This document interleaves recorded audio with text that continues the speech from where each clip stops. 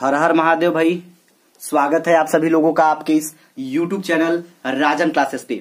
तो आज के इस वीडियो में हम आपको क्या बताने वाले हैं, कक्षा 12 जो कि एनसीईआरटी विषय है। आप एनसीईआरटी के पैटर्न पे बताया जा रहा है। विषय आपका रसायन विज्ञान है। तो आज के इस वीडियो में हमारा जो टॉपिक है, आज के इस भाग 3 में हम आपको न्यूमेरिकल से बताना शुरू करेंगे, क्योंकि इसके पहले वाले वीडियो में भाग 2 में आप लोग देखे होंगे तो देखे होंगे, अगर नहीं देखे तो उस वीडियो को प्लेलिस्ट में ऐड कर दिया हमने।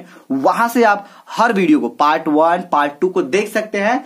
और इसके पहले वाले वीडियो में हम आपको कहां तक बता दिए थे जी, आपको नॉर्मलता समझा दिए थे। नॉर्मलता क्या होता है, आई मीन नॉर्मेलिटी क्या होती है, ये हमने समझा दिया है।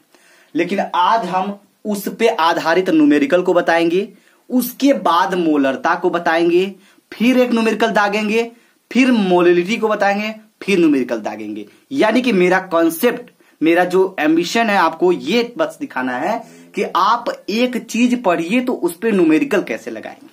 ठीक है, चलिए तो बने रहिएगा फटाफट। और हम इतना हमारा रिक्वेस्ट है आपसे कि यदि आप लोग वीडियो पे आ गए हैं तो वीडियो को लाइक जो थोड़ा कर दीजिए। ठीक है, क्वेश्चन को पढ़ लीजिए जी। क्वेश्चन क्या बोला जा रहा है, क्वेश्चन बोल रहा है कि 8 ग्राम कास्टिक सोडा, कास्टिक सोडा माने NaOH, Na माने सोडियम, OH माने हाइड्रोक्साइड, इसको बोलते हैं कास्टिक सोडा। तो 8 ग्राम कास्टिक सोडा 500 जल में घुला है, नॉर्मलता ज्ञात कीजिए। ठीक है, नॉर्मलता पूछ दिया है। अगर आपको फार्मूला पता है तो उठा के पटकिए, टूट जाएगा सवाल। ठीक है, देखिए n बराबर दिया है मात्रा बटे तुल्यांकी भार बटे कुल के आयतन लीटर में। समझ में आ रही बात? तो n बराबर मात्रा बटे तुल्यांकी भार कुल के बटे आयतन लीटर में। नोट कर लिया फटाफट पहले। चलिए भाई, हो गया। अब ध्यान दीजिएगा, मात्रा हमें दिया है 8 ग्राम किसका, कास्टिक सोडा का हमें मान दिया है 8 ग्राम। तो 8 ग्राम यहां मात्रा की जगह पर रख लिए। ठीक है, अब बटे तुल्यांकी भार, तुल्यांकी भार कितना दिया गया है, तुल्यांकी भार हमें निकालना पड़ेगा। तुल्यांकी भार हम लोग इसको निकालेंगे, तो तुल्यांकी भार निकाल लेते हैं। ध्यान दीजिएगा, मात्रा बटे अणुभार। ठीक है, तो मात्रा बटे अणुभार, और ये क्या है, ये आपका नॉर्मलता है। तो चलिए निकालते हैं बहुत आसान तरीके से। तो मात्रा की जगह पे हम लोग मात्रा रख दिए हैं, तुल्यांकी भार यहां से निकाल लेंगे। ठीक है, तो ये हो जाएगा क्या, ये हो जाएगा NaOH दिया है, इसको हल करके निकालेंगे तो हमारा 40 आएगा। इस 40 को हम यहां पुट करेंगे। उसके बाद आपका क्या हो जाएगा, मात्रा बटे अणुभार हो गया, बट्टे आयतन लीटर में, आयतन लीटर में। तो आयतन कितना दिया है, 500 ml दिया है। अब 500 मिलीलीटर को हमें लीटर में बदलना है, तो क्या करना होगा, इस 500 में हमें 1000 से भाग देना होगा।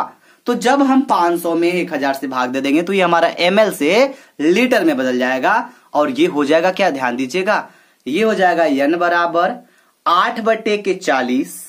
ठीक है, गुड वे, 8 बटे 40 गुड़े, अब ये 1000 ऊपर चला जाएगा क्योंकि बट्टे के बट्टे है। तो 1000 ऊपर हो गया, 500 नीचे हो गया। बात समझ में आ रही है, नहीं आ रही है? समझ में आ रही होगी, हमें पता है। अब इतना करने के बाद सिंपल सी बात है, आप तो क्या कोई भी काट लेगा इतना। तो इसको काट देंगे हम लोग। कैसे काटेंगे, 1 0 से 1 0 गया, 1 0 से 1 0 गया, 1 0 से 1 0 गया, बच क्या गया आपका 8 बटे के 4 बच गया, बराबर। अब देखिए 8 बटे 4 बच गया, 4 के 4, 4 दूनी 8, यानी कि 2 ग्राम तुल्यांक प्रति लीटर आ गया। तो नॉर्मलता का मान कितना आ गया, 2 ग्राम 2 ग्राम तुल्यांक प्रति लीटर। तो नॉर्मलता की क्वेश्चन कैसे हल होते हैं, इस तरह से हल होते हैं। अगर आपके मन में कोई क्वेश्चन है या फिर आपके पास कोई क्वेश्चन है तो उसको हल करिए। अगर नहीं आता है तो आप हमें बताइए कि सर हमें नहीं आ रहा है, उसको हमारे व्हाट्सएप ग्रुप में सेंड करिए, वहां पे क्वेश्चन को हल करके आपको बता दिया जाएगा। ठीक है, तो नॉर्मलता का क्वेश्चन इस तरह से आप लोग हल कर सकते हैं। आगे बढ़ेंगे, हमारा टॉपिक है मोलरता। इसको अंग्रेजी में बोलते हैं क्या, मोलरिटी। समझिएगा, तो मोलरिटी को हम लोग कैसे समझेंगे, यहां बोला जा रहा है कि 1000 ml या 1 लीटर विलायक में घुले हुए किसी पदार्थ की ग्राम अणुओं या मोलों की संख्या, किसकी, ग्राम अणुओं या मोलों की संख्या को मोलरता कहते हैं। इसे यम से दर्शाते हैं। किससे दर्शाते हैं, दिखाते हैं, यम से दिखाते हैं। क्लियर है? अब समझिएगा यम बराबर हो जाएगा मात्रा बटे अणुभार कुल के बटे आयतन लीटर में। बात समझ में आ रही है आपको? तो मोलरता समझ में आ गया होगा आपको। फिर से समझ लीजिए 1000 ml या 1 लीटर ग्राम अणुओं या क्या बोला जा रहा है 1 लीटर विलायक में घुले हुए किसी पदार्थ की ग्राम अणुओं या मोलों की संख्या को मोलरता कहते हैं। इसे m से दिखाते हैं। मोलरता को अगर निकालना हो तो उसका फार्मूला नोट करिए। यम बराबर हो जाएगा मात्रा बटे के अणुभार कुल के बटे आयतन लीटर में। हो गया? नोट करिए भाई फटाफट, नोट करिए फटाफट, उसके बाद हम लोग आगे बढ़ते हैं। हो गया? अब ध्यान दीजिएगा करना क्या है आगे। हो गया ना? चलिए तो मोलरता पे एक न्यूमेरिकल हो जाए। आइए ध्यान दीजिएगा, न्यूमेरिकल कुछ इस तरह से आपका क्या है। क्वेश्चन देख रहे हैं 5.3 ग्राम Na2CO3 सोडियम कार्बोनेट 500 ml जल में घुला है, इसकी मोलरता ज्ञात करो। क्या ज्ञात करो? मोलरता। नॉर्मलता तो निकल गया, मोलरता की बात है। ठीक है, ध्यान दीजिएगा थोड़ा सा।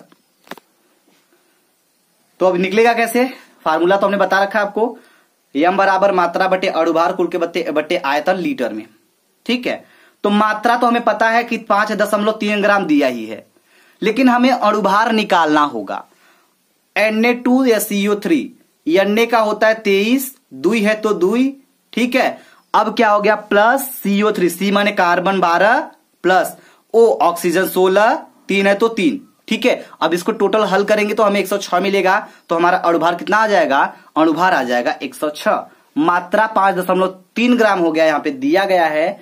अणुभार आपका 106 हो गया। तो मात्रा अणुभार हमें मिल गया है, आयतन लीटर में लिखना है। तो हम आयतन को भी क्लियर करेंगे, फटाक से हमारा क्वेश्चन हल हो जाएगा। होगा कि नहीं होगा? हो जाएगा ना। चलिए ध्यान दीजिए आगे। देखिए किया क्या है हमने, ये मोलरता बराबर, ध्यान दीजिएगा, मोलरता बराबर मात्रा हो गया बटे अणुभार हो गया, इसके बटे आयतन लीटर में रहेगा। लेकिन आयतन हमें मिलीलीटर में दिया गया है ना, तो 500 बटे अगर 1000 कर देते हैं तो वो क्या हो जाएगा? मिलीलीटर से लीटर में आ जाएगा। ठीक है, तो ये हो जाएगा 500 बटे के 1000। इसको सिंपल से हल करने चलेंगे तो ये आपका उल्टा हो जाएगा। समझिएगा, सिंपल सी कैलकुलेशन है। तो 5.3 बटे के 106 गुणे, जैसे ही गुणे का चिन्ह लगेगा वैसे ही 1000 ऊपर चला जाएगा, 500 नीचे आ जाएगा। क्या होगा? 1000 ऊपर 500 नीचे हो जाएगा आपका। ठीक है, तो कर लेते हैं। तो ध्यान दीजिए क्या हो जाएगा, तो ये हो जाएगा 1000 बटे के 500। अब यहां से 2 जीरो से 2 जीरो खत्म हो गया, 1 जीरो बच गया, तो 1 जीरो आपका क्या करेंगे? 10 समझ लेंगे। ठीक है, 10 समझ लेते हैं ना। इसका जब इसमें गुणा कर देंगे तो दशमलव ये वाला हट जाएगा, 53 आ जाएगा। ये दशमलव इसके 1 जीरो से उड़ जाएगा, तो 53 बटे कितना आएगा? 106 तो यह है, 5 बचा है ना, तो गुणे 5 हो गया, इतना आपको मिलेगा।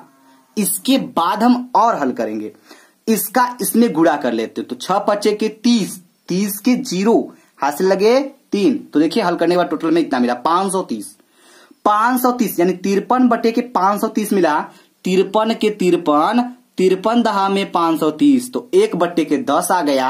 और 1 बटे 10, 10 का भाग अगर इसमें दे दिए बबुआ तो 0.3 आ गया, सॉरी 0.1 आ गया। तो हमारा क्या हो गया? 0.1 ग्राम अणु प्रति लीटर। इसको फटाफट इस मोलरता को नोट करिए। समझ में आया कि नहीं आया, बस इतना बताइएगा हमें। ठीक है, मेरा टारगेट यही है कि आपको टॉपिक समझ में आना चाहिए।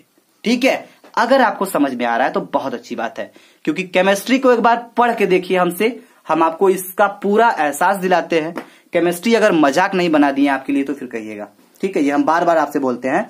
आने दीजिए, फिजिकल केमिस्ट्री चल रहा है अभी ना, इसके बाद आने दीजिए रिएक्शन का चैप्टर, आपको खुद एहसास हो जाएगा कि आप क्या चीज पढ़ रहे हो। ठीक है, समझ में आ रही बात? तो अगस्त आ चुका है बाबू, मेहनत से पढ़िए, अच्छे से पढ़िए और मेहनत से नंबर लाइए। ठीक है, तब आपको पता चलेगा कि हाँ मेहनत क्या होता है हर खेल में। बात समझते हैं? मेहनत का जो परिणाम होता है ना, वो अलग ही फीलिंग देती है। ठीक है, चलिए आगे बढ़े। बिल्कुल बढ़ते हैं भाई, ध्यान दीजिएगा। अगला टॉपिक फटाफट नोट करिए। अगला हेडिंग है आपका नॉर्मलता और मोलरता में संबंध, relation between normality and molarity. क्या है, relation between normality and molarity. चलिए, नॉर्मलता और मोलरता में क्या संबंध होता है, फटाफट रीडिंग डालिए और ध्यान दीजिएगा। संबंध जो होता है वो होता है n बराबर mn। अब हम आपको बता दें, इसमें जो कैपिटल N है ये आपका है नॉर्मलता, और ये जो m है इसका मतलब होता है मोलरता। ये जो छोटा वाला n है इसका मतलब होता है अम्लीयता हो सकता है, क्षारीयता हो सकता है, या फिर संयोजकता हो सकता है। तो यही संबंध होता है नॉर्मलता और मोलरता में। फटाफट नोट करिए, इसके बाद हम आपको एक न्यूमेरिकल डिस्कस करेंगे आपके साथ। पहले इसको नोट कर लीजिए।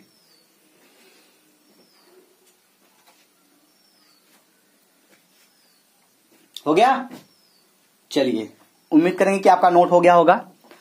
आगे ध्यान दीजिए, इस क्वेश्चन को हल करते हैं हम लोग। नीचे क्वेश्चन जो दिया गया है, n बटे के 10 H2SO4 की मोलरता ज्ञात करो। क्या करना है, H2SO4 की मोलरता ज्ञात करो। चलिए, H2SO4 क्या है, किसी को पता है? चलिए, जिसको पता है एक बार बताइए तो हम देखें कि क्या क्या पता है आप लोगों को। H2SO4 को क्या बोलते हैं? चलिए ठीक है, पता है तो बहुत अच्छी बात है। अगर नहीं पता है तो घबराने की कोई बात नहीं है, हम हैं आपके साथ। ठीक है, H2SO4 को बोलते हैं सल्फ्यूरिक एसिड बोलते हैं। क्या बोलते हैं? सल्फ्यूरिक एसिड बोलते हैं। ठीक है, तो ध्यान दीजिएगा, n बराबर हमें n/10 दिया गया है। ठीक है, अब ध्यान दीजिए, इसमें यम हमें नहीं पता है, यम हमें ज्ञात करना है मोलरता, और n का मान हम 2 लिखे, जो स्मॉल n है इसका मान हम 2 रखें। लेकिन आप लोगों के माइंड में ये चल रहा होगा कि सर n बराबर n/10 रखें तो ठीक है, यम हमें ज्ञात करना ये भी ठीक है, लेकिन ई जो आया है स्मॉल n बराबर 2, ई कहां से आया? माइंड में क्वेश्चन बिल्कुल बनना चाहिए। पता है ना, हमने आपको क्या बोला था, जो स्मॉल n है वो आपका अम्लीयता हो सकता है, क्षारीयता हो सकता है, संयोजकता हो सकता है। तो यहां पे आपका क्या है, H2 है। ठीक है, तो ये क्या है आपका, ये आपका अम्ल है। ठीक है, तो क्या है, सल्फ्यूरिक एसिड है। तो ये अम्लीयता क्षारीयता के आधार पे देखा जाए तो H का मान हमारा 2 है, तो यहां पे ये हो जाएगा n बराबर 2। ठीक है, अब ये n बराबर 2 हो गया, तो फार्मूला आपका होता है n बराबर mn। हमने आपको बताया, ऊपर अभी देख रहे हो आप लोग, n बराबर n हो गया, तो n की जगह पे हम n/10 रख लिए, n/10 हो गया, बराबर mn यानी कैपिटल M है तो capital M into small n की जगह पे हम 2 का वैल्यू रख दिए, क्योंकि n बराबर 2 है तो यहां 2 हो गया। गुड। अब ध्यान दीजिएगा, आगे ध्यान दीजिएगा, 1/10। अब 1/10 हो गया, बराबर यम का 2 में मल्टीप्लाई कर दे तो 2m हो जाएगा कि नहीं हो जाएगा? अब ध्यान दीजिएगा, अब अगर m की वैल्यू निकाले तो 1/के ई बबुआ नीचे आ जाएगा। क्या आएगा? नीचे आ जाएगा, तो हो जाएगा m बराबर 1/10 गुणे 2 हो जाएगा, 10 दूनी के 20, 1/20 आ गया। अगर हम 20 का भाग 1 में देते हैं तो हमें मिलेगा क्या? हमें मिलेगा m बराबर 0.05। ये आपका आ गया क्या? मोलरता। तो समझ में आया होगा? समझ में आया कि नहीं आया? भाई हमें तो लगता है कि आपको समझ में अच्छे से आ गया होगा।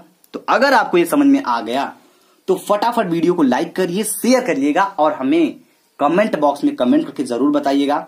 हमें पता है कि आप लोग अभी थोड़ा परेशान चल रहे होंगे, क्योंकि अभी आपका सिर्फ एक ही सब्जेक्ट हम चला रहे हैं। तो टेंशन लेने की कोई बात नहीं है जी, बिल्कुल, क्योंकि आपका स्कूल खुलने भी वाला है। थोड़ा सा सुनने ऐसे न्यूज अपडेट आ रही है कि 16 से आप लोगों की पढ़ाई भी स्टार्ट हो जाएगी, माध्यमिक शिक्षा वालों की। तो आप पढ़ाई को अब और थोड़ा सा गंभीरता से लीजिए, ठीक है, क्योंकि 2022 में जो एग्जाम आप देंगे उसमें आपकी पूरी मेहनत रंग लाए, ये हम चाहते हैं। क्योंकि इस बार कोरोना की वजह से आपके जो रिजल्ट आए, आपके नहीं, आप जैसे आपके बड़े भाई कह सकते हो, जिनका रिजल्ट आया इस बार, तो उनको फर्जी नंबर कुछ बताया जा रहा है कि जो नंबर मिला है ये इनकी मेहनत का रंग नहीं है, क्योंकि ये कोरोना का रंग है भाई। ठीक है, तो इस रंग में जो अच्छे से रंग गए हैं वो तो रंगीन हो गए हैं, लेकिन जो नहीं रंग पाए हैं वो बेचारे क्या हो गए हैं? वो नहीं, मतलब यानी जो मेहनत किए हैं, जिनका रिजल्ट नहीं है उस लेवल से, उन्हें थोड़ी अफसोस है। उनके लिए हम भी थोड़ा सा अफसोस महसूस कर रहे हैं, क्योंकि जो बच्चे हमारे गोल्ड यानी कि कहते हैं ना गोल्डन, जो गोल्डन स्टूडेंट थे, उनका रिजल्ट थोड़ा सा गड़बड़ा गया है। तो हम उनके लिए बहुत ही खेद है थोड़ा सा। ठीक है, वैसे कोई दिक्कत नहीं है, हर नंबर से कुछ होता नहीं है। अगर आपके अंदर काबिलियत है तो आप अपने इसके आगे की जो कॉम्पिटिटिव एग्जाम है उसको निकालिए, और यूं निकाली तैयारी के साथ कि आपको ये एहसास ना हो कि हमने 2021 में इंटर में कितना नंबर पाया था, कैसे पाया था। क्योंकि आपको पता है ना सक्सेस पे क्या जरूरी है, आपका जो टैलेंट है वो जरूरी है। नंबर क्या है, नंबर तो घट बढ़ जाएगा ना, ये तो बात की बात है। ठीक है, कामयाबी के पीछे भागिए, काबिलियत आपके पीछे खुद भागेगी ना। ये तो देखा होगा आप लोगों ने 3 इडियट में कि आप कामयाबी के पीछे भागिए, काबिलियत आपके पीछे खुद पे खुद चलती आएगी। ठीक है, चलिए तो हम नेक्स्ट वीडियो में आपको कुछ आगे अदर सब्जेक्ट के बारे में हम डिस्कस करेंगे। अब जल्द से जल्द आपका एक सब्जेक्ट और स्टार्ट करने वाले हैं। ठीक है, चलिए, जय हिंद, जय भारत।